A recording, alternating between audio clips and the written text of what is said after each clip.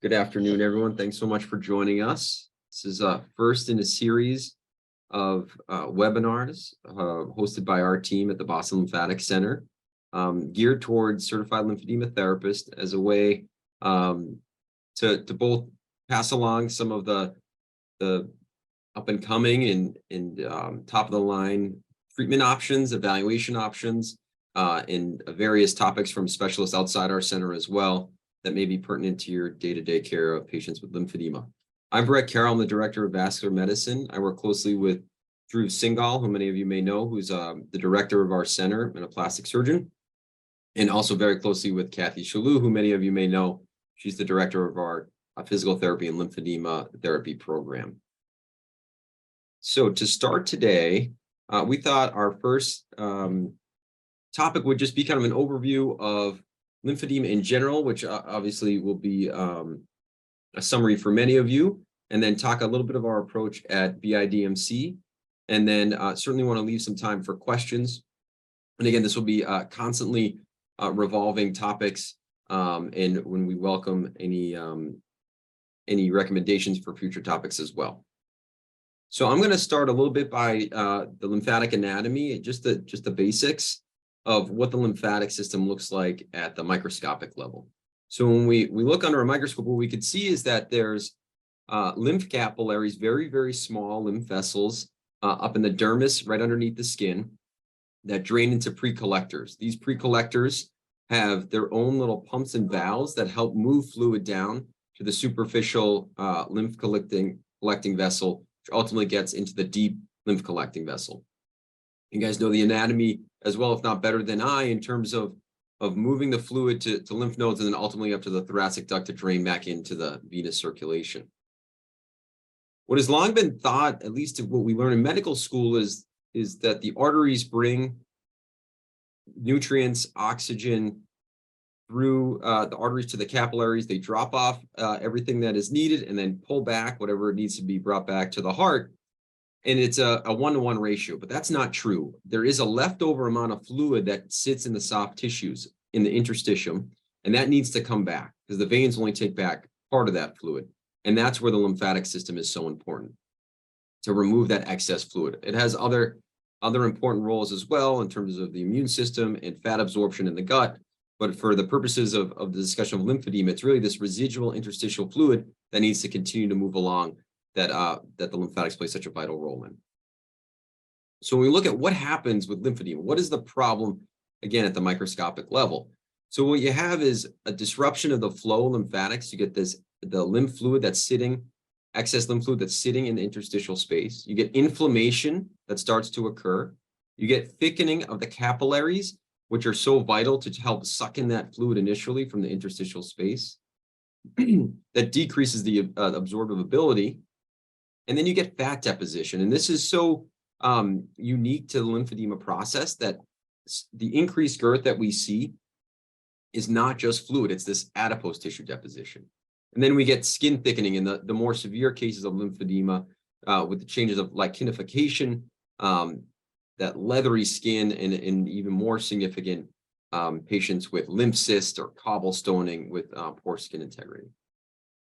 So though that's the underlying drive of lymphedema, when patients come to our center and we see them in the lymphatic medicine clinic, our first job is just to make sure that they have lymphedema and it's not some other cause, because there's a long list, particularly when we see patients with bilateral lower extremity edema. The list is significant, both from a kind of more global medical perspective, but also from a vascular perspective, so venous and lymphatic in terms of what can be driving the edema.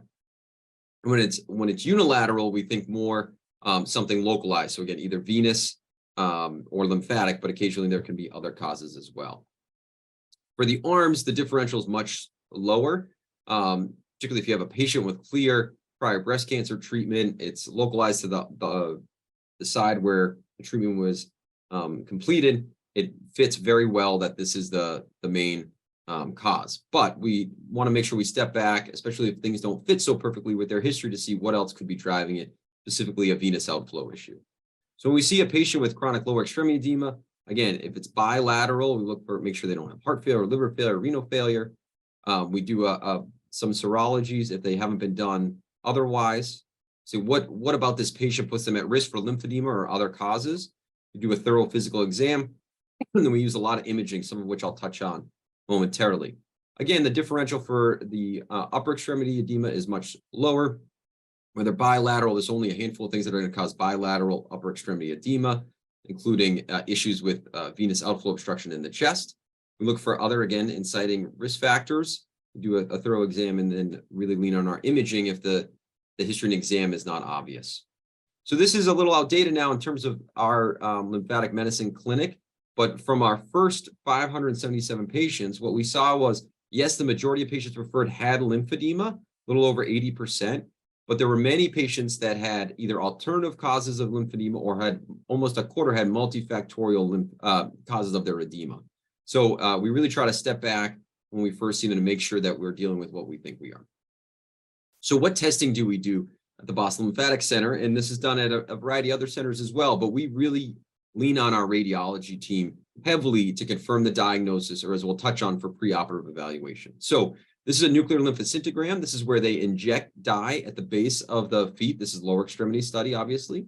The dye is attached to a protein that only gets taken up by the lymphatics, and then we can see how that flows over time. So at 30 minutes, 2 hours, or longer, depending on the specific protocol. So here you can see clean channel at 30 minutes. This is what's called dermal backflow, that congestion of impaired lymphatic drainage. And this is at 2 hours. We see good uptake in the inguinal lymph nodes, but a lot of congestion down in the left lower extremity of a patient with left lower extremity lymphedema. Similarly, we see here in the arms, someone with left upper extremity lymphedema, we get good uptake of lymph nodes at half hour, 2 hours, but a lot of dermal backflow and no uptake in the axilla at 2 hours. We do a lot of ICG lymphography. That's the plan for our next talk, is to focus on this a little bit more, but this gives a more detailed anatomic assessment, not just functional, but also detailed anatomy of where the channels are, where are areas of congestion, and potentially, as we'll discuss next time, areas where maybe manual lymphatic drainage can be optimized. We occasionally do invasive lymphangiography. This is where we inject directly dye into the lymph nodes in the groin and watch how they travel up. And we're increasingly using MRI to evaluate the channels with injecting gadolinium directly into the toes. And you can see here a patient with a lot of congestion in their left lower extremity. We also use MRI to differentiate how much of an increased girth of the limb is related to fat versus fluid. And the MRI is really essential to determining that, and it helps guide Dr. Singhal and from a surgical perspective and us from a diagnostic perspective. So what's our overall approach? Really, patient is clearly in the middle. They undergo a medical assessment, work very closely with our physical therapy team. If appropriate, they'll undergo a surgical assessment. We work in the importance of social support, hygiene, and exercise and weight loss for those patients that are overweight. So our program is really multifaceted. Like I mentioned, I'm part of lymphatic medicine. We have lymphatic therapy, and Kathy will chat in a moment. Nuclear medicine, I already showed you the nuclear study. Body imaging, where that uses MRI, and then Dr. Singhal and his team from lymphatic surgery. So I'll pause here for a minute from my perspective and let Kathy hop on and talk a little bit of our general approach. Again, this is just a brief overview of our whole center. We'll have specific topics that could be based around compression or measurements in the future, but just a brief overview from Kathy. Thank you, Brett. I can't start my own camera. Maybe you can do that. But for now, I'll be the voice from behind the slides. Yeah, it doesn't look like I can. Okay, but that's fine. That's fine. So as Dr. Carroll had mentioned, we plan in subsequent webinars to go into a little bit more detail about specific aspects of our evaluation process and treatment process.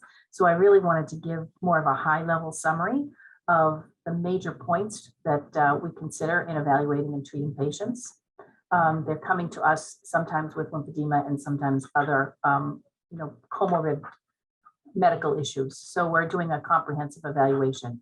And our standard baseline measurements for lymphedema include volume, and maybe with a barometer, a standard. We also may take measurements using a tape measure and calculate volume.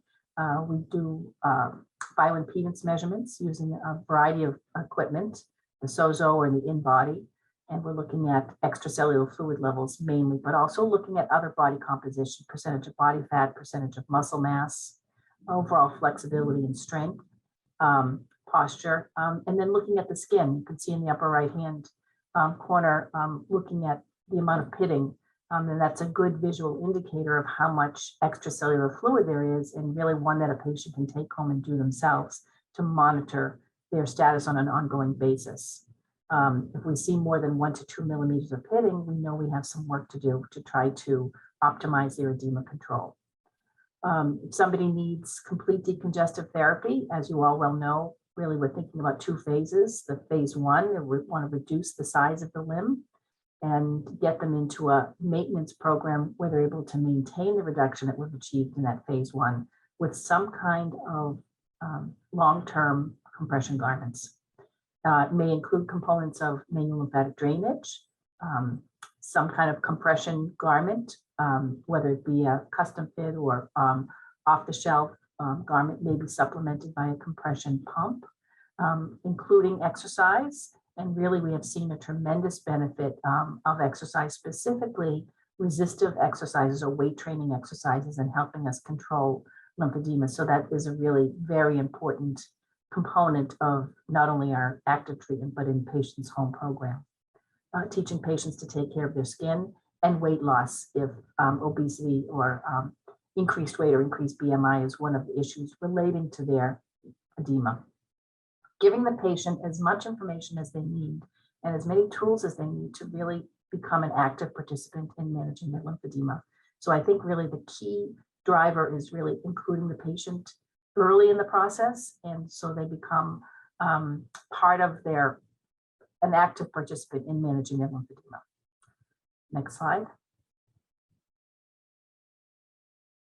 Other main thing that we look at is the compression, because 90% of the control of their edema is going to come from their compression garments. In fact, what we do is measure how much compression the patient is wearing by first asking them how many hours a day they're in compression, and we monitor basically the hours of compression that somebody is wearing per week. So if somebody is in compression day and night, we would call that 168 hours a week of compression. If they're wearing their compression 12 hours a day, for most of their waking hours, they're in compression 84 hours a week. But we really want to make sure that we increase the number of hours in compression first if we're trying to improve control of their edema. Somebody may be wearing compression for all of their waking hours, and they're not really in good control. We see a little bit more pitting edema than we would like. One of the first things we may do is add a night garment into the mix. If somebody is already wearing compression day and night, we may look at increasing the level of compression or increasing the changing the garment to a better fitting garment or a garment that has a little bit more hold to it. So getting the best garment to maintain the patient's edema is going to be critical. And as you can see here, a garment that they're going to wear is better than a perfect garment that they never wear. So we really try to achieve a perfect fit or the best fit. The most comfortable fit is what we might aim for. So maybe the gold standard would be the Alvarex flat knit custom garment that you see on the left-hand side. Not everybody has the financial resources to be able to afford compression garments. And sometimes patients have skin issues that they can't tolerate wearing a flat knit garment. It just doesn't have enough give to it. It's really too rigid. So we might have to consider some type of a flat knit garment or a ready to wear garment, or as you see in the bottom right, an inelastic garment like the cirque that you see, depending on what the skin issues are. So we have a variety of techniques, and we work with our partners from some of the garment companies to help us in trying to decide what the best garment is for a patient, but it's critical that the patient follows through. So I think that rather than us dictating what the patient needs to wear, we have to be a partner in not only making the recommendation of what we think is the best garment, but getting their input on whether or not they're on board with that and they'll be able to follow through. And sometimes we have to make some adjustments in what we would like them to wear and what they can wear for themselves. We're considering doing surgery on a patient. Really, the team requires that the patient might have to wear specific garments post-operatively, but that would be a discussion we would have in making a decision before proceeding with surgery. But for patients who are really not on the path to surgery, just need to maintain their compression, maintain their edema using conservative measures, then it's really a partnership between the patient and the therapist trying to get them into the best garment possible, considering all of the variables that we have to think about. And then, as I said, we'll go into some more detail at subsequent webinars on specific techniques that we use. And our next webinar, we're slated to talking about ICG-guided MLD as part of the treatment program. But if the two take-home messages I would give people is, number one, a thorough assessment, and number two is really thinking about compression as the mainstay of your treatment and getting the patient on board. And I'll leave it there and send it back to Brett so that he can discuss some of the aspects of medical care. Great, Kathy. Thanks so much. So we'll transition a little bit, and feel free to put any questions in the Q&A, and then we can have people come off mute if they have questions at the end, but feel free to pop them in as we go along, and we'll certainly make sure we leave enough time to have at least a few questions, being respectful that we're on everyone's lunch hour here on a busy day. So to transition a little bit to kind of the non-traditional conservative measures, what do we have for medication options? Unfortunately, none at this time. There's been a few things that have been evaluated, which I'll pop through quickly, but none of which that have been shown to be very helpful. I will say diuretics is not something we use for straight up lymphedema, but we have a handful of patients, particularly our older overweight patients that have diastolic heart failure. I saw a patient the other day, had primary lymphedema for 30 years, was getting poorly controlled, wasn't sure why, and he was in florid heart failure. He was admitted to the hospital, lost 50 pounds, and obviously still had lymphedema, but that secondary component was improved. So just because they have lymphedema doesn't mean they can't also have heart failure. So for those patients, we use diuretics. And we use prophylactic antibiotics. We work closely with our infectious disease group because there are a handful of patients, as you've seen, that have recurrent infections and do quite well with a daily penicillin, for example, or Keflex to really minimize their frequency of cellulitis. So what are some of the future directions we're going in? Really trying to focus on that inflammatory process that occurs at the microscopic level and some of that adipose and fibrotic tissue deposition. They looked at something called leukotriene beta 4, which they targeted directly, as there were some animal models that show it may be of benefit. Unfortunately, in a human study, to date, it has not shown to be of benefit, but they're still looking at it in specific populations. Ketoprofen is essentially a non-steroidal anti-inflammatory, kind of in the family of ibuprofen. They looked and they did demonstrate decreased skin thickness. These were patients with breast cancer-related lymphedema. Unfortunately, there's only a handful of patients that can really take this for a long time because it does have a fair amount of GI adverse effects. And anyone with a heart history or at risk for cardiac disease should not take this. And there's a black box warning from the FDA. So it's pretty limited. I've maybe only used this once in patients that had a large inflammatory component to their disease and for a short course. So what's our approach? A patient comes in referred with lymphedema. Again, they don't come in with lymphedema. We really try to make that assessment and start with a blank slate. We'll see them in Vascular Lymphatic Medicine clinic. If we don't think they have lymphedema, then we'll either manage what they do have or refer them out to the appropriate specialist. If they do have lymphedema, how is their conservative care? Is it optimized? Nope. Then we send them to our Certified Lymphedema Therapists or somewhere locally. We try to optimize their compression and go through what Kathy already alluded to. If they are optimized and they're interested in surgery, they get baseline measurements. We'll undergo a lymphedema protocol MRI to measure fat versus fluid and a nuclear lymphoscintigram, and we'll review at a multidisciplinary lymphedema conference. What we look at during this conference is we'll go through the history, we'll go through the measurements, and then we'll look at the imaging with our radiologist, and we'll say, okay, does the nuclear lymphoscintigraphy confirm what we think clinically, that they have lymphatic dysfunction? If no, we reevaluate, step back, and make sure from a lymphatic medicine perspective we haven't missed anything. If we're convinced clinically, we'll do an ICG lymphangiogram to help further delineate, is there something very mild that we're missing on the nuclear lymphoscintigram? If they do have lymphedema by lymphoscintigram, then is it fat versus fluid predominant? So this is a cadaver that had lymphedema, obviously on the left side here, has a lot of adipose tissue deposition. And I already showed you a picture of the MRI that we can use to help differentiate. So if they have mild fluid and minimal fat, they may be a candidate for a lymphovenous bypass or lymph node transplant. If they have moderate fat, moderate to severe fluid, then we would consider a lymph node transplant. But if they're really fat predominant, then the initial course is a debulking surgery plus or minus a staged lymph node transplant. Again, we'll have a whole nother section where Dr. Singhal will come in and give you the details of the different surgeries, but this is our approach, kind of from a big picture perspective. When we think of what surgery may be appropriate and what we're trying to meet with the patient's quality of life issues at the moment and their goals of care, these are the three kind of buckets we have. So the two physiologic procedures, the procedures trying to improve lymphatic function, lymphovenous bypass and the lymph node transplant. Lymphovenous bypass is a day procedure generally, that you have to have a good anatomy and relatively mild disease. It does improve symptoms, though modestly for most patients, and may decrease the need for compression. Lymph node transplant is a bigger gun. It's a bigger surgery. They're moving lymph nodes generally from around the stomach to the forearm or to the distal leg. It has usually a larger improvement of symptoms over time and decreased need for compression, though it may take months to really years to fully kick in. And then debulking surgery, again, for those patients that are fat dominant, to really decrease the volume of the limb. It works phenomenally.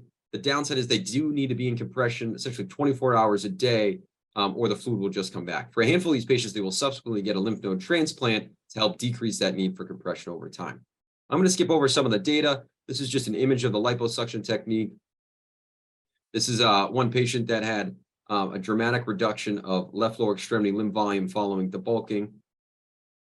This is a study that Dr. Singhal did here out of our center. The first 32 patients that had the debulking procedure, this is a couple years old at this point, at least on average, about 1 liter was removed from the arm and 2.5 liters of fat was removed from the leg. So pretty dramatic reduction in girth. Just an overview of our experience so far, and this is our last slide, and we're happy to take questions. So since 2018, we've evaluated almost 1,800 patients in lymphatic medicine clinic. The majority are female, average age is 60, but we've seen patients from 16 years old. We don't see children here, but we work very closely with Aaron Green. Dr. Green is a plastic surgeon at Children's Hospital that is extremely experienced in lymphedema of all ages, but particularly pediatric patients. So our younger patients go to him. We have done over 350 nuclear lymphoscintigrams, almost 180 MRIs, and a lower number of invasive lymphangiograms. I think the take home from this is 146 patients have had surgery. So out of the 1,800 patients we've seen, only 8%, less than 10%, are getting surgery. So often patients come just for surgery, but I think there's a lot more we can offer here from an evaluation standpoint. We work closely with therapists out in the community if they need assistance or they have additional questions, and really just can be kind of a medical home for them, a hub for patients with lymphedema, even if they're not interested in surgery or ultimately they're not candidates. As you can see, the majority do not get surgery. So again, thanks so much for joining. I know it's a busy day. We look forward for this to continue on about a quarterly basis. And again, we welcome any recommended topics. There's my email there on the bottom. And it could be from imaging to surgery to more CLT specific. And like I said, our next one will be ICG lymphography guided manual lymphatic drainage, which is a pretty exciting area and I think very applicable to what many of you are doing day to day. Again, there's my email.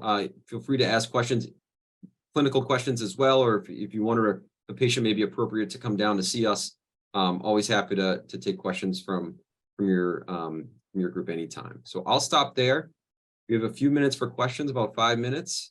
Feel free to put it on the chat. If you want to raise your hand, I can unmute you.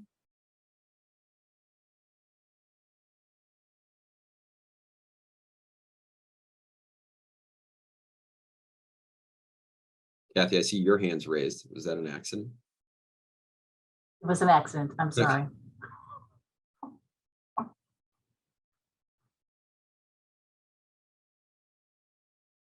Any questions about who may be appropriate surgical candidates, or have you had discussions with patients and they're curious if they would be a candidate? Happy to take any type of questions. Or if anybody has any suggestions for topics, hot topics, you can also put that in the chat. Feel free to put those in the chat. There's one question in the chat right now. What tool do you use to measure pitting edema? So clinically, we use millimeters, so we don't measure it, but it's a scale that we it seems like we're all usually pretty close. Myself, our nurse practitioner, Dr. Singhal's group, and the therapist, where we hold for at least 20 to 30 seconds because sometimes it can be very firm. And then we have a scale based on millimeters of how deep the indentation is, but we don't really measure it with any tool. Kathy, I think you guys have some different kind of, experiences. I usually tell when I'm instructing patients, I demonstrate with them and I tell them to use their thumb and to press just until they have their thumbnail blanch and hold that pressure for at least 30 seconds and then remove it and see how deep the depression is. And again, if it's 1 to 2 millimeters, it's barely perceptible. More than that means that they have a little bit of work to do. And if it goes down to the depth of their thumb, we really need to do some major work. And when we're evaluating patients for potential surgical candidacy, that's a big part of our initial assessment is how optimized are they? Some patients are going to have a fair amount of residual pitting no matter what they do, multiple courses of CDT, optimal compression. But if they come in and they still have a lot of pitting, really try to work to get that down before they head off to surgery, as the surgical outcomes tend to be much better when the edema component of their excess limb girth is controlled. And that's a good point, Brett, because oftentimes patients come in and they hear about the surgical options, they want surgery, and we find that they really just have too much edema on board. And we tell them they're going to need to have a course of CDT somewhere for the lymphedema therapist closer to their home to refer them back to and let them know that they can come back to us once they're optimized, once their edema is under better control. So we look to all of you out in the community as our partners in getting patients ready for surgery.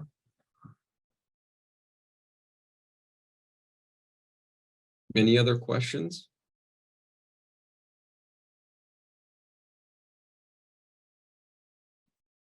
All right, well, again, there's my email.